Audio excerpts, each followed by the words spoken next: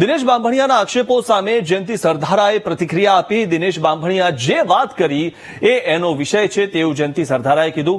જો દિનેશભાઈએ કહ્યું હોય તો મારી પાસે પુરાવા લઈને આવે તેવું પણ જયંતિ સરધારાએ કીધું. મેં સોપારી લીધી હોય તો દિનેશ બાંભણિયા પુરવાર કરે.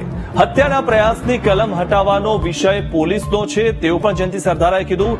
સરદારધામ ખોડલધામ વચ્ચે વિવાદ ઉભો કરવા સોપારી આપ્યાનો દિનેશ બાંભણિયાએ આક્ષેપ કર્યો હતો, જેનો જવાબ જયંતિ સરધારાએ આપ્યો છે.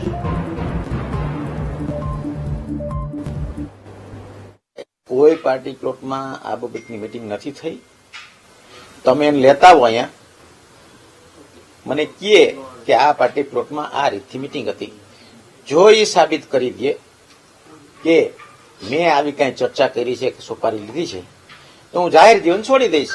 એ જો સાચો હોત તો એને ભાગતું ફરવાની શું જરૂર હતી?